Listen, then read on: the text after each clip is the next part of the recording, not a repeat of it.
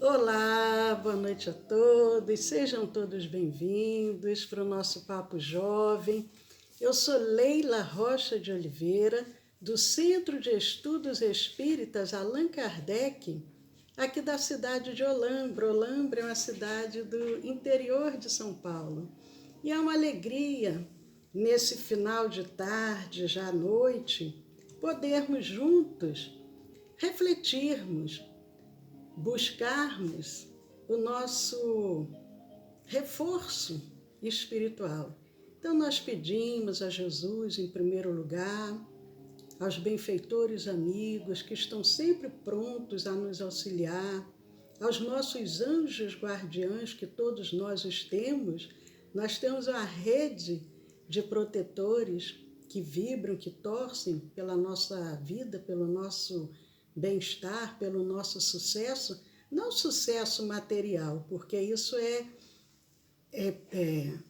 apenas o passageiro, mas o sucesso do espírito, para que o espírito possa aproveitar ao máximo a sua atual reencarnação.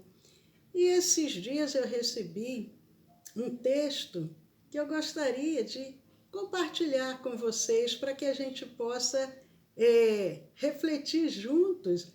E é um texto que tem muito a ver com o momento atual. É um texto que serve para os jovens e para os não tão jovens, mas que estão assim se sentindo às vezes um pouco aflitos, angustiados, de precisar estar em casa, de estar nesse isolamento social. Mas o isolamento, qual é o objetivo? É prevenir, buscar evitar que nós adoeçamos. E é uma história muito interessante.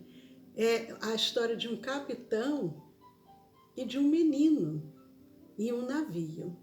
Então, o menino estava muito preocupado e muito inquieto devido à quarentena que o porto havia imposto a eles.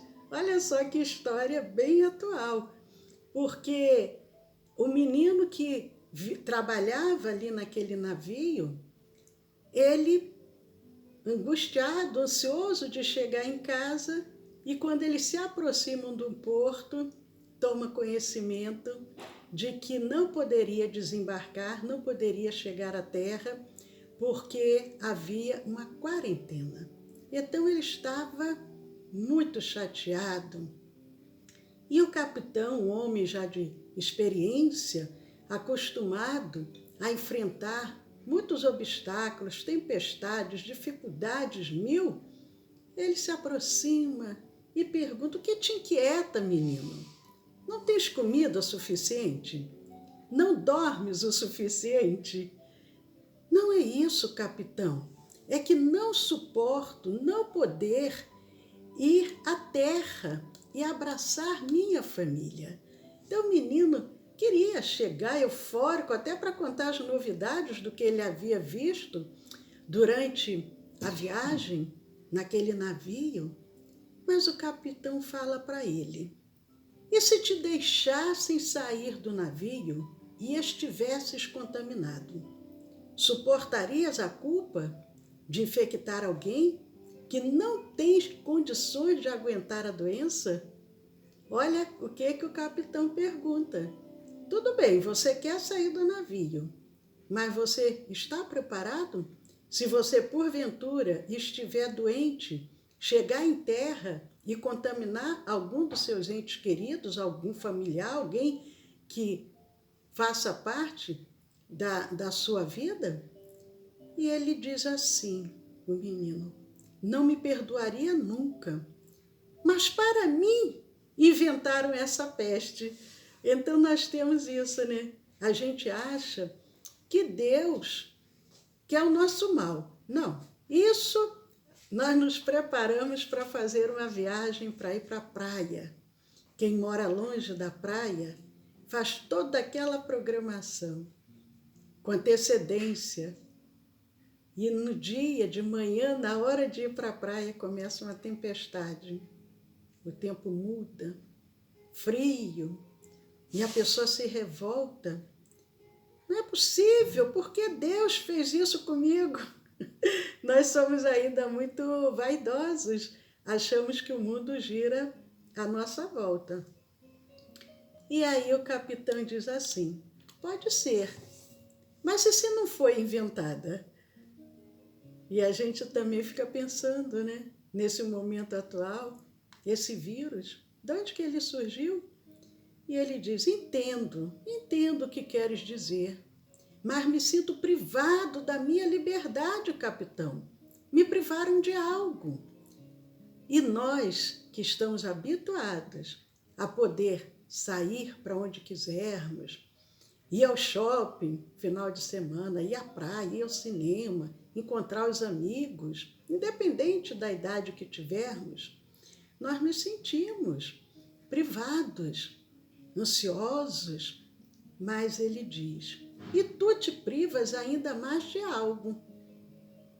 E aí o menino pergunta: está de brincadeira comigo? Porque o capitão diz: você está aumentando mais ainda a sua privação. Fora você precisar ficar aqui no navio, mas você ainda está aumentando essa privação por conta própria. E aí ele diz: poxa, capitão, está brincando comigo? E aí diz: de forma alguma. Se te privas de algo sem responder de maneira adequada, terás perdido.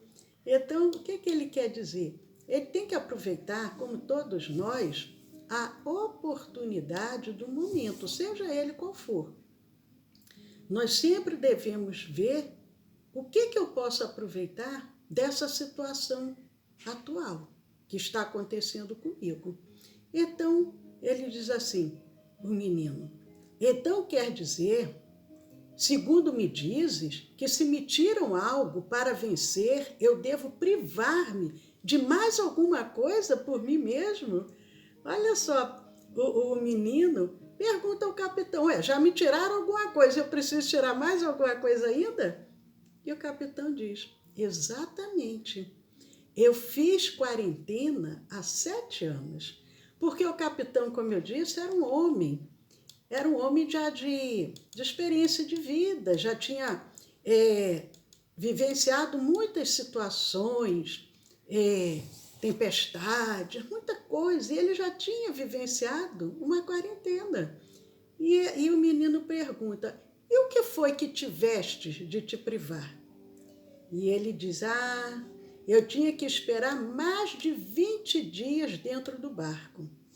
Havia meses que eu ansiava por chegar ao porto e desfrutar da primavera em terra. Então o capitão estava eufórico 7 anos antes, pensando: nossa, já estou quase, depois de meses aqui no mar, vou poder chegar em terra e vou poder rever os amigos, aproveitar o tempo, o clima gostoso de primavera. Mas houve uma epidemia. Então, quando eles chegaram no porto, eles foram proibidos de descer. E o capitão diz para aquele menino: os primeiros dias foram duros. Me sentia como vocês. Logo comecei a confrontar aquelas imposições, utilizando a lógica. Então ele começou a refletir: não adianta eu ficar desesperado, ficar angustiado, ficar revoltado, brigar com Deus. Não, começou a utilizar a lógica. Ele sabia que depois de 21 dias deste comportamento se cria um hábito. E em vez de me lamentar e criar hábitos desastrosos, comecei a comportar-me de maneira diferente de todos os demais. Então, o que o capitão disse para o menino? Quando a gente repete qualquer coisa que seja durante 3 semanas, diariamente a gente faz aquela mesma coisa, nós criamos um hábito. E se a gente repete aquilo diariamente, e se for um hábito bom, a gente absorve aquele hábito e não se perde mais. Mas se a gente fica durante 3 semanas, 21 dias, repetindo algo ruim, prejudicial, nós vamos incorporar aquele hábito ruim. Então, por exemplo, uma pessoa que começa a falar mal da vida alheia, todo dia, depois de 3 semanas, ela incorporou o hábito. Agora, aquela pessoa que procura ver o que o outro tem de bom e elogia, e está sempre de bom humor, aquela pessoa que busca ser uma pessoa alegre, depois de 21 dias ela já incorporou esse hábito. Então é isso que o capitão vem dizendo. E ele procurou se comportar naquela quarentena diferente dos outros que estavam no navio. Porque nós não precisamos repetir o que a maioria faz. Mesmo que o outro, à nossa volta, mesmo dentro do nosso lar, se o outro está de mau humor, está chateado, está revoltado, nós não precisamos fazer a mesma coisa. Então, o que ele começou a fazer? Olha só como que esse texto ele é atual, essa história. É uma história muito atual. Então, ele diz, a primeira coisa, comecei com o alimento. Me impus comer a metade do quanto comia habitualmente. Enquanto muitos de nós estamos comendo o dobro, o triplo, o quarto, não, ele começou a comer a metade dos alimentos. Então, ele começou já a ver o que eu posso fazer que seja bom para mim. Depois, eu comecei a selecionar os alimentos de mais fácil digestão, para não sobrecarregar o corpo.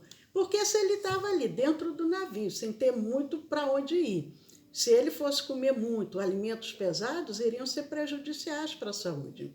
Então, ele começou a comer a metade, ele começou a selecionar os melhores alimentos, ele passou a se nutrir de alimentos que, por tradição histórica, haviam mantido o homem com saúde.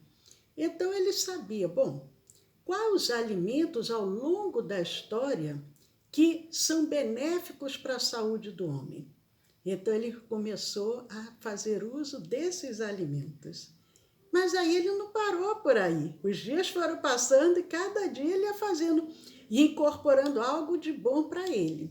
O passo seguinte foi unir a isso uma depuração de pensamentos pouco saudáveis. Então, o que ele começou? A vigiar os pensamentos, a depurar, a fazer uma limpeza, a filtrar. O que não fosse bom, pensamentos que não fossem saudáveis, ele começou a deixar de lado e procurou o quê? Ter cada vez mais pensamentos elevados e nobres. Porque nós sabemos que os nossos pensamentos interferem em tudo. Os nossos pensamentos vão interferir no nosso equilíbrio mental, emocional, espiritual, físico.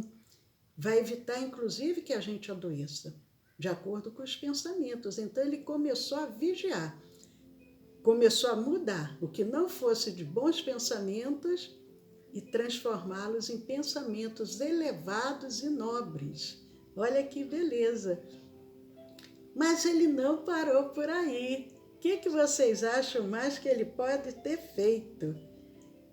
Mandar aqui um abraço também para a Sueli, que está aqui nos assistindo. Ô, Sueli, tudo bom? E aí, ele fez o quê? Ele se impôs, o comandante, a ler ao menos uma página a cada dia de um argumento que não conhecia. Então, ao invés dele ficar ocioso, revoltado, parado, comendo, não. Ele começou a fazer tudo que pudesse ajudá-lo, inclusive a ler coisas que fossem produtivas, coisas que ele ainda não conhecia e que pudessem acrescentar algo mais na sua vida. E hoje em dia a gente tem a facilidade, independente dos livros, que nós temos os jovens aí com os livros escolares, que muitos só leem aquilo que o professor indica, mas a gente pode aprofundar a leitura, porque a leitura é uma coisa maravilhosa. Nós não perdemos o que nós conseguimos assimilar. Mandando um abraço também para Gleice. Oi, Gleice, boa noite. E ele, então, o que o capitão fez? Primeiro, alimentação. Começou a comer a metade. Começou a procurar alimentos que fossem mais saudáveis possíveis. Começou a vigiar os pensamentos, para ter pensamentos bons. Começou a ler para que aquela leitura pudesse também trazer para ele coisas novas, coisas que ele ainda não conhecia. Mas ele não parou por aí. Ele se impôs fazer exercícios sobre a ponte do barco, porque era o local onde ele poderia se exercitar. Então ele ia para a ponte do barco e ali diariamente ele se exercitava. E ele havia conhecido um homem muito sábio, anos antes, um hindu, um homem muito nobre, e que havia ensinado a ele algumas coisas que ele lembrou. Aquele hindu disse para ele que o corpo se potencializava ao reter o alento. Então, o que ele procurou? Todas as manhãs, ele acordava naquela brisa do mar e ele se impunha ali de fazer respirações profundas, respirações completas a cada manhã. Aquelas inspirações o purificavam de tal forma que ele sentia que os pulmões nunca haviam chegado a tamanha capacidade e força. E é tão interessante porque atualmente os fisioterapeutas têm nos orientado a fazermos respirações para fortalecermos o nosso pulmão, para ficarmos com o pulmão mais saudável. E ele começou a fazer essas respirações diariamente. E ele percebeu que aumentou a capacidade dele, a força dele pulmonar. Isso pela manhã. Mas à tarde era a hora, sabe de quê? A hora das orações, a hora de agradecer. Então, todas as tardes, ele agradecia por tudo que ele tinha, ele agradecia a uma entidade qualquer. Nós, espíritas, podemos dizer assim, agradecer a um benfeitor qualquer, a um benfeitor que nós temos aquele carinho, aquela simpatia. Nós, geralmente, pedimos a Dr. Bezerra de Menezes, pedimos a Sheila, pedimos a Meimei, a Joana de Ângeles, a tantos benfeitores. Então, à tarde, ele parava. Era a hora das orações. A hora de agradecer a uma entidade qualquer por não haver dado a ele, como destino, privações graves durante toda a vida. Porque estava ali, ele estava bem, ele estava com saúde, ele estava harmonizado mentalmente, espiritualmente, e ele lembra que aquele hindu, aquele homem sábio, havia aconselhado a ele também mais uma coisa, era criar o hábito. E nós podemos também fazer isso. Prestem atenção, criar o hábito de imaginar a luz entrando dentro dele. Então aquele hindu havia ensinado a ele que ele criasse esse hábito de imaginar a luz entrando dentro dele e tornando ele cada vez mais forte. Mas o hindu disse que ele também podia fazer isso, imaginar essa luz para as pessoas queridas que estavam distantes. E assim ele integrou esse hábito, também essa prática, na rotina diária dele dentro do barco. Então, a alimentação, o pensamento, a respiração, a meditação, a oração, a leitura edificante, mas ele também fazia esse momento de imaginar essa luz irradiando, penetrando, e também à distância ele emitia essa luz para todos aqueles a quem ele amava. E o capitão vai contando essa história para aquele menino que estava tão triste, tão desolado, e ele diz: e em vez de pensar em tudo que não podia fazer, pensava no que faria uma vez chegado à terra firme. Então, ele conta para o menino, o capitão, ele diz: eu visualizava as cenas de cada dia, as vivia intensamente e gozava de espera, aquela expectativa, ele já ficava naquela euforia imaginando, quando eu chegar à terra, aí eu vou poder rever os amigos, eu vou poder passear à beira-mar, eu vou poder tomar um sorvete, enfim, eu vou poder fazer muita coisa. Ele já se imaginava fazendo. E ele diz, tudo o que podemos obter em seguida não é interessante nunca. A espera serve para sublimar o desejo e torná-lo mais poderoso. Então, quando nós esperamos por algo que nós desejamos muito, nós valorizamos mais do que quando a gente tem aquilo de imediato. Quando nós éramos criança, nós com mais experiência de vida, nós ganhávamos, em geral, um brinquedo no ano, ou às vezes 2, que era no Natal e no dia do aniversário. Atualmente, muitos pais presenteiam tantos filhos que os filhos já não se empolgam, porque não tem o desejo da espera, aquela expectativa, aquela ansiedade de saber, poxa, eu vou ganhar algo, principalmente quando eu sou um bom filho, eu faço tudo que eu devo realizar no meu dia a dia, sem precisar dar nenhum tipo de preocupação aos meus pais, eu sei que eu vou ganhar um presente. Agora, se os pais presenteiam toda semana, aí aquilo perde o significado. Então, o capitão diz, a espera serve para sublimar o desejo e torná-lo mais poderoso. Eu me privei de alimentos suculentos, de garrafas de rum e outras delícias, porque o capitão gostava de tomar um rum. Em geral, aqueles marinheiros daquela época gostavam de um rum. Mas ele diz, me havia privado de jogar baralho. Ele gostava de jogar cartas, de dormir muito, de praticar o ócio, de pensar apenas no que me privaram. E aí o menino pergunta, como acabou, capitão?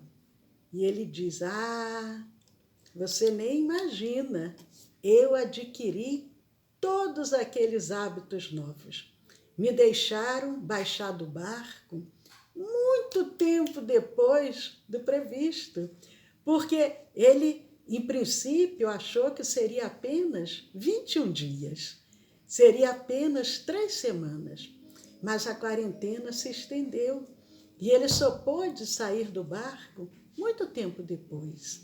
E aí o menino pergunta, privaram vocês da primavera então?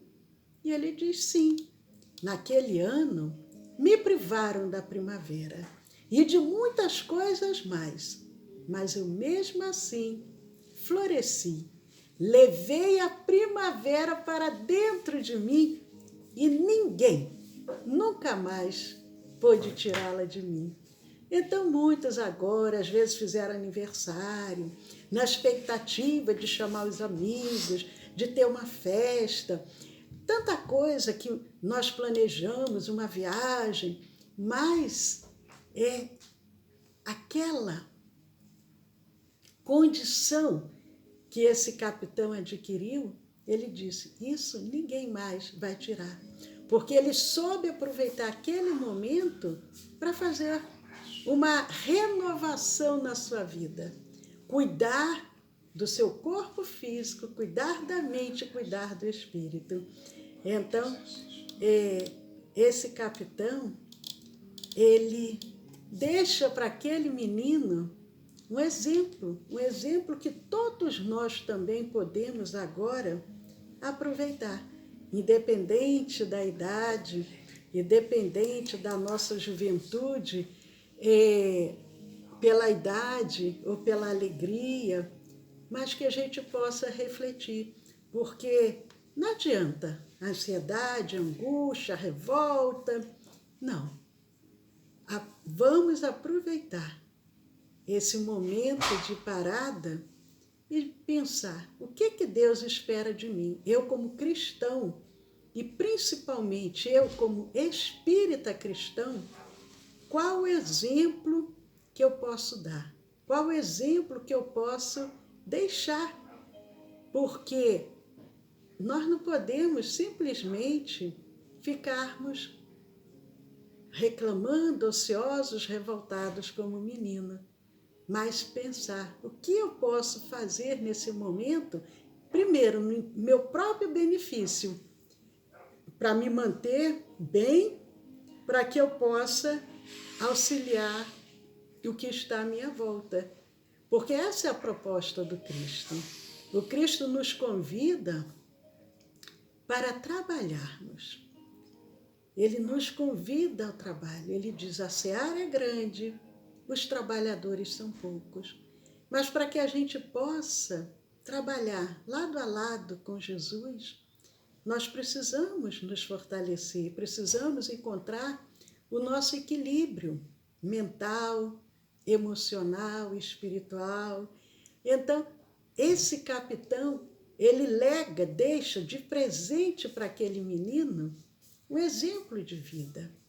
Porque aquele menino, a partir daquele momento, ele ia começar a ver a vida de uma outra maneira, sabendo que outros também já passaram por problemas como ele estava passando, mas que souberam superar. Então ele também poderia superar, com coragem, com determinação, com garra, como o capitão fez. O capitão poderia ter se entregado, ter ficado lá reclamando, ocioso, revoltado. Não, ele disse, enquanto eu estiver aqui nesse barco, eu vou me cuidar. Vou cuidar da minha saúde física, da minha saúde mental, vou cuidar do meu intelecto, vou adquirir mais conhecimento, vou aproveitar os livros que tem aqui no navio, diariamente vou ler, vou aproveitar tudo que eu tiver direito, como a gente diz, mas no bom sentido. E no bom sentido, ele faz uma renovação para o resto da vida. Então, nós terminamos nosso bate-papo pedindo a Jesus, aos benfeitores amigos, aos nossos anjos guardiães, que estão sempre ao nosso lado, para que possam nos dar a força necessária, o sustento necessário, para que, seja qual for o momento, a dificuldade, os desafios, mas que possamos, com a fé no Cristo Jesus, vencermos e darmos o nosso exemplo de coragem, de fé, de perseverança. E nós te pedimos, Senhor, que nesta noite nos abençoe, que abençoe as nossas vidas, o nosso lar, os nossos familiares, entes queridos, companheiros de jornada. Mas te pedimos também, Senhor, que abençoe a toda a humanidade, para que possamos sair mais fortalecidos, mais completos dessa fase que estamos vivenciando. E com gratidão, Senhor, em nossos corações, nós só podemos dizer, muito obrigado, Senhor. Muito obrigado. Que assim seja. Queridos amigos, vamos encerrando, convidando a todos amanhã, às 10 horas da manhã. Um abraço para a Suzy. Amanhã, às 10 horas da manhã, o nosso Evangelho no Lar. É o momento que nós convidamos Jesus para entrar em nosso lar.